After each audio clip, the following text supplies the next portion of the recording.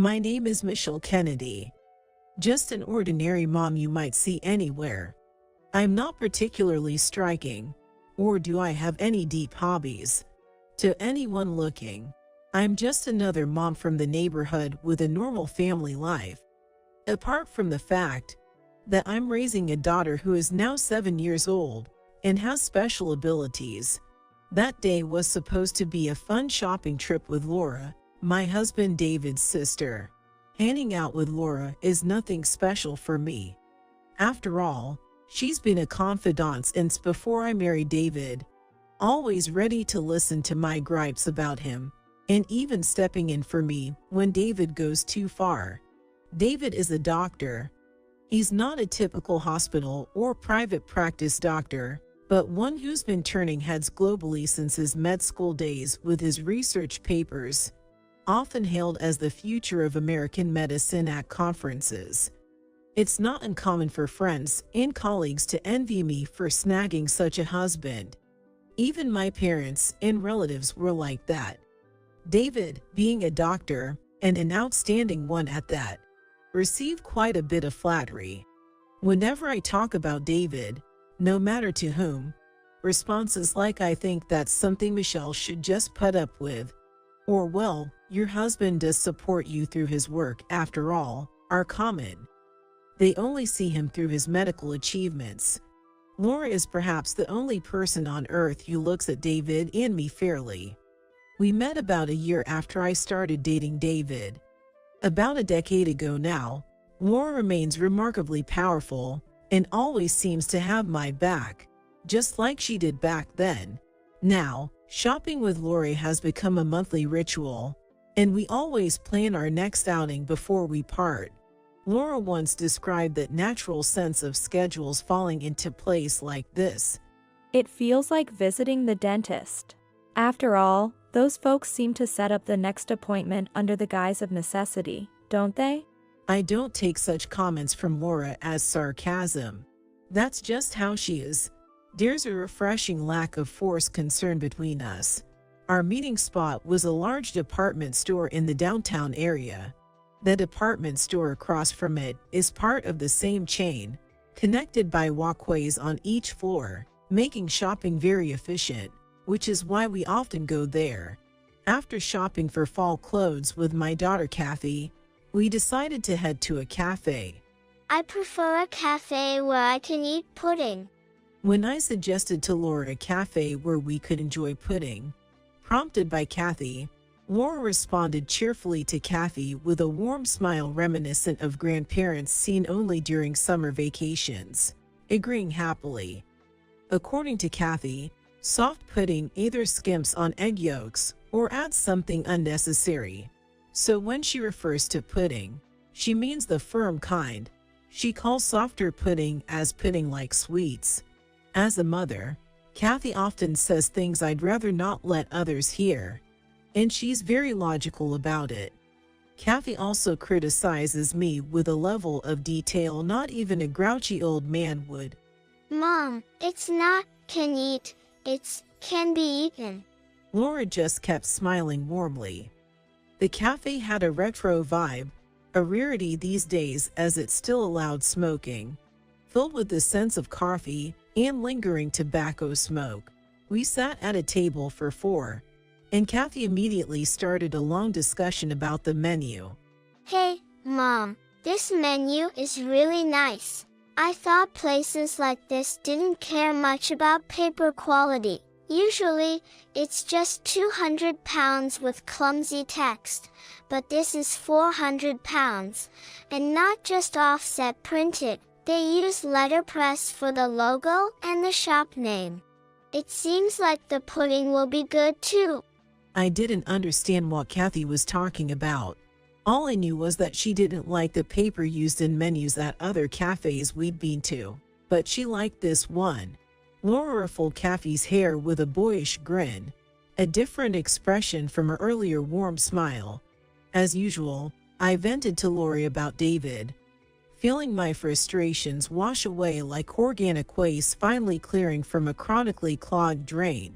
David, in his way, used me as a sort of artificially created ally. much like the controversial former government official who once remarked that women are birth machines. The complaints I share with Laura mostly revolve around feeling unloved by him, especially lately. While there's no physical violence, his attitude can be appalling at times. Kathy doesn't seem interested in our marital discord, as she was overwhelmingly praising the pudding she'd been looking forward to. Wow, this shop uses about 2.5 egg yolks per serving of pudding. The milk is simmered long enough to have no off flavors, making it very smooth. It looks like it's made with brown sugar, but this is actually raw sugar. Despite its color, it has no odd aftertaste. Laura doesn't see Kathy as just any 7-year-old girl. That means it's delicious, She said, winking at Kathy with a slight tilt of her head, seamlessly, and without any hint of discomfort. I thought it was going to be a fun holiday like always. Yes, it certainly was a fun holiday. But something felt off. A very faint gravitational pull on my heart was trying to hold me back, but I just couldn't notice it at the time. It happened exactly 1 week later. Laura passed away suddenly. Laura, who looked so healthy and never seemed her age because of her vitality. I received the news around 8 p.m. after work. The call was from David, and it was a tough one.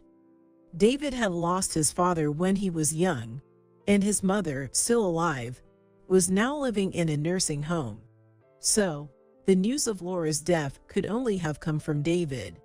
When I happened to take the call, Kathy and I were in the middle of bringing in the laundry, so the news immediately reached her too.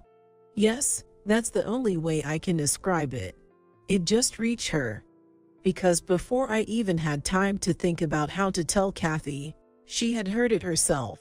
Did something happen to Laura? Had my voice carried over the phone, or did my expression give it away?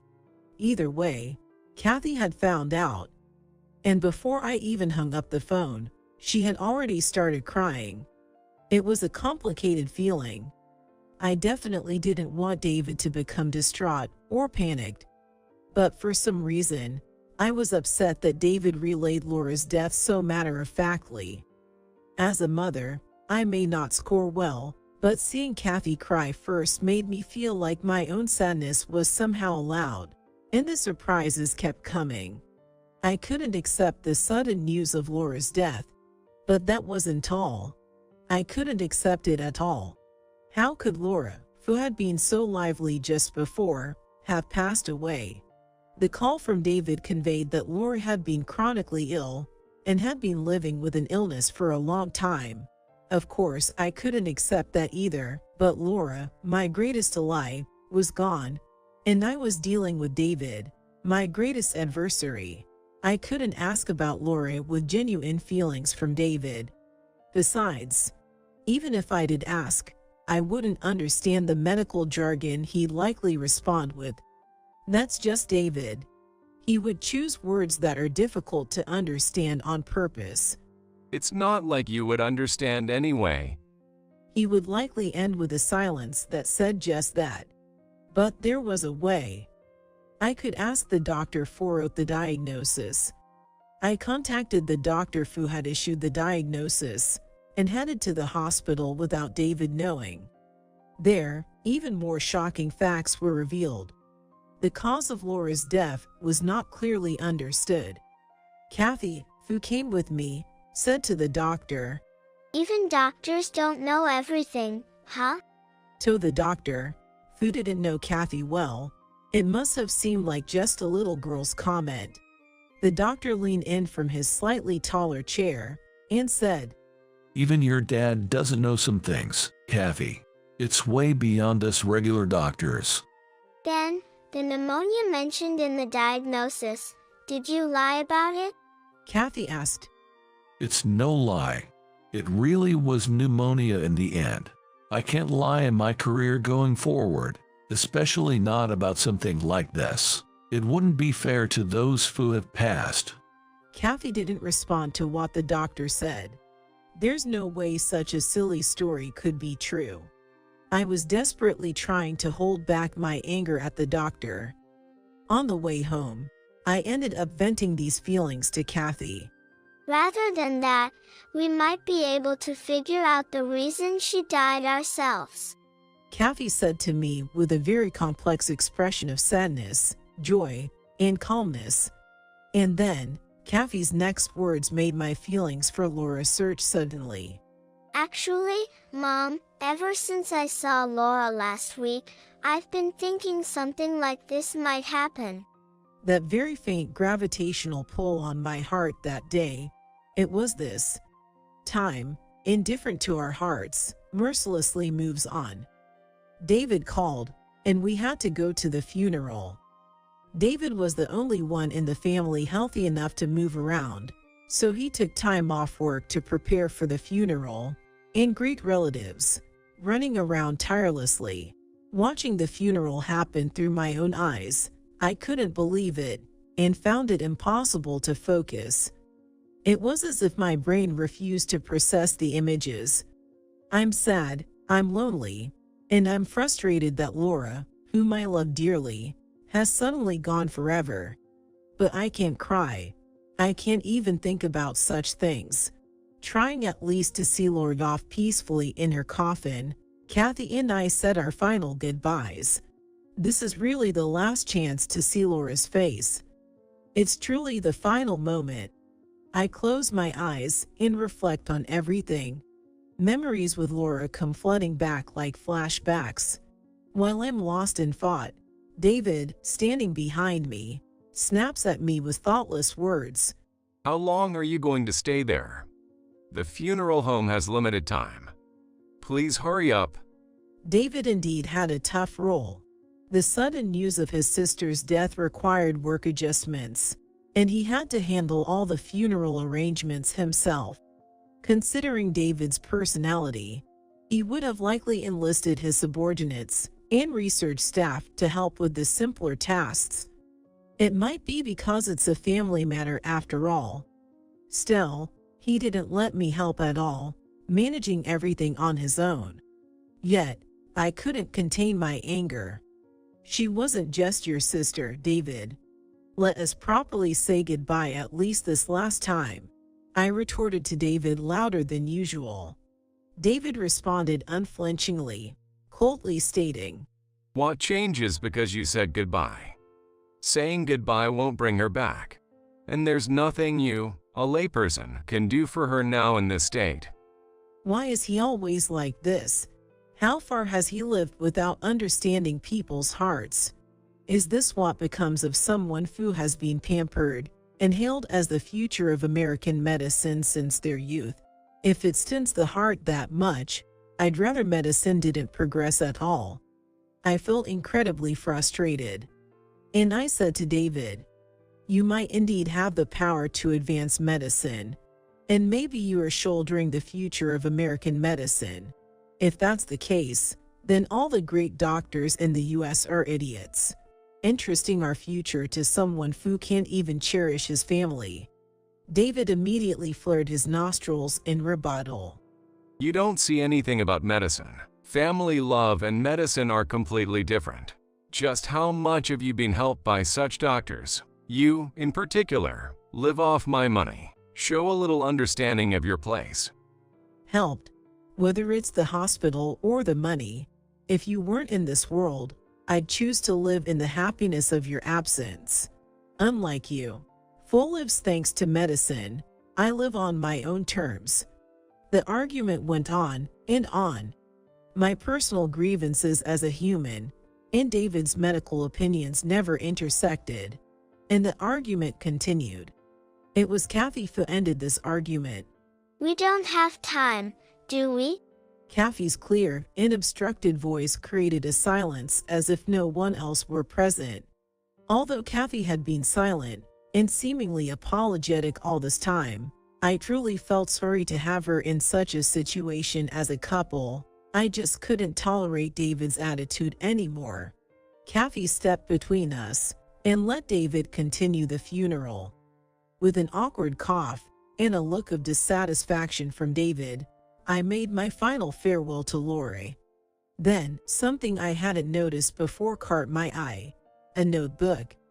The cover of the notebook, as thick as a dictionary, had a title made up of various characters, triangles, squares, and alphabets. Of course, I couldn't understand what was written on it. Laura had a hobby of writing incomprehensible notebooks. She's been doing it for about 5 years. David said, speaking as if he couldn't understand it himself, to no one in particular.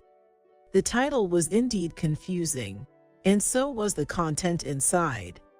It was filled with lines and characters that seemed like a mix of multiple languages, making it even more incomprehensible. Kathy looked at the notebook and said, I see. This is a diary. I was shocked. No matter how smart Kathy is, she simply can't grasp the essence of this. That's what I was thinking just before Kathy spoke. She then whispered, barely audible next to my ear, It's encrypted. After that, Kathy read from the first page to the last at a speed reading pace.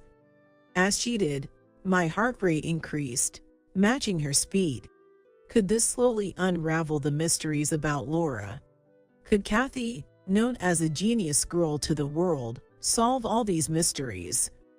I imagined Kathy as the protagonist of a detective anime, eagerly waiting for her next words.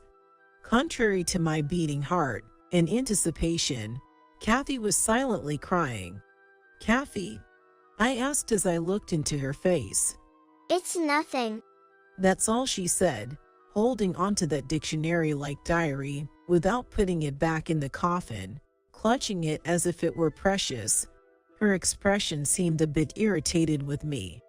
After we closed the coffin lid and sold Lori off outside, the relatives and the acquaintances started heading back to the funeral home.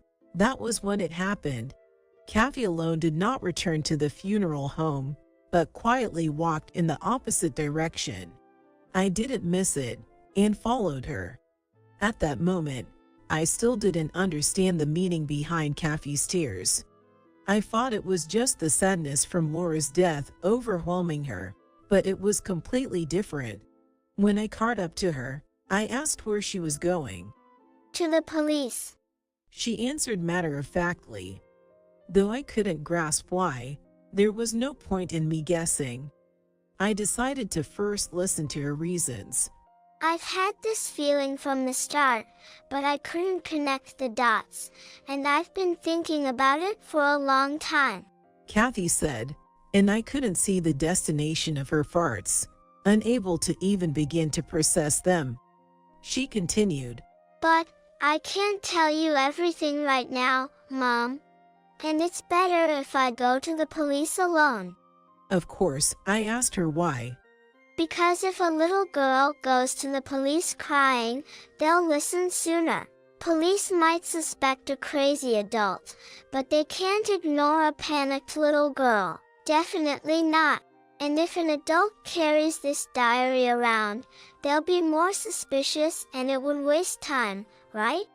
Kathy calmly explained it, as if it were the most obvious thing. Though I felt uneasy about letting Kathy go to the police alone, her next words made me see her point. Kathy gave me instructions. There's something I need you to do, Mom. Make sure no one leaves until I return to the funeral home with the police. Only you can do this. With that, Kathy ran off toward the nearby police station, clutching Laura's diary. Don't let anyone leave. Maybe there was someone at the funeral home related to Laura. Or was the perpetrator's name written in the diary? If so, she could have just told me the name. There was much to think about, but now wasn't the time to waste Kathy's efforts, so I hurried back to the funeral home. It was a 5-minute run to the nearby police station for Kathy. Another 5 minutes to explain the situation and return. I had to keep everyone at the funeral home for 10 minutes. That was my role. I thought about how to stall for 10 minutes to help unravel the mysteries surrounding Laura. Considering we had just seen off the casket, everyone was probably preparing to head to the crematorium. How can I buy 10 more minutes? I was desperate for time. There's no time. What should I do? I could feel my whole body heating up and beginning to sweat. Since there was no time to waste, I returned to the funeral home, and sure enough, everyone was preparing to go to the crematorium. My thoughts were still scrambled, but I yelled out loudly, "Everyone, please listen." My voice, honed from years of serious sports, carried well. Some people even jumped a bit in surprise. Now, what should I do? I hadn't thought of anything. "Everyone, please listen." I repeated the same thing twice to stall for time. From his expression, it was clear David was getting frustrated. After a brief silence, I blurted out the first thing that came to mind. "It's serious. My daughter Kathy is missing. Has anyone seen her?" Because everyone was busy talking to the people they came with, the funeral home buzzed with noise. David looked frustrated by what I was doing, but I couldn't worry about that. I needed to buy 10 minutes. "If anyone is available, could you please help look for her?" Of course, everyone had time. The next appointment for all was to move together to the crematorium. However, despite lying to buy time, I felt guilty that everyone was genuinely trying hard to find Kathy. That's right. That's okay. According to my watch, we had already managed to buy about 5 minutes by searching for Kathy. "I'll search outside, so could everyone please check inside the funeral home?" I suggested, looking under chairs and tables, making up things as I went along. "This should be all right. I need to get outside now, to make sure no one leaves." Time continued to tick away. 1 more minute, 30 seconds, 15, 10 minutes. But Kathy hadn't returned. When I went back inside, the mood had shifted to one of resignation, with people saying things like "she isn't here," "maybe she went outside," or perhaps "she went ahead to the crematorium." David was the most upset. How could you lose sight of her, especially in such a small funeral home, while you were supposed to be watching her? He ranted rapidly. And indeed, he had a point. Normally, it's the person who is missing who gets angry. The attention David's anger drew actually helped buy some time. David crossed his arms and paced around in a circle, clearly restless. Then, finally, Kathy returned. Well, not exactly Kathy, but 3 police officers appeared instead. Their sudden arrival threw the funeral home into turmoil. The buzz of confusion grew louder. David, frustrated by a lack of control over the situation, asked, "What's this about?" His tone was like that of a young man being questioned by the police. It was understandably a tough situation. Feeling somewhat sorry for David, I was stunned by what the police officer said next. "Are you David Kennedy? We'd like to ask you some questions. Could you please come to the police car outside?" What? David? That was undoubtedly my husband's name. I don't understand. What does this mean? David's mix of anger and confusion was evident. Overcome by the police's persistence, or perhaps just wanting it over with, David reluctantly got into the police car. The people in the funeral home were completely bewildered, standing in stunned silence. When Kathy returned, the diary was not with her. Before I could express my frustration, everyone around who had come to the funeral home was relieved and happy to see her. Some were even stroking her head with concern. Kathy wasn't confused by such things, of course. She probably knew I had only a few ways to stall them. Then, Kathy made a speech to everyone at the funeral home that lasted about 5 minutes, bringing this incident to a close. It was also sudden and unexpected. Ladies and gentlemen, I believe my mother has caused you all some inconvenience. First, I am sorry for that. This was something I asked my mother to do. Please forgive her. Some smiled fondly at Kathy's awkward formal speech, while others were surprised by how she started speaking. I called the police. Why? Because it turned out that Laura we thought had died had a perpetrator behind her misfortune. Kathy had already solved the mystery surrounding Laura. With tears in her eyes, Kathy continued.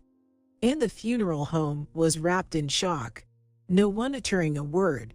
It was my dad. What? David? It was like a scene straight out of an anime. Kathy then explained everything about the recent upheaval. First, the shocking truth, Laura was not actually dead.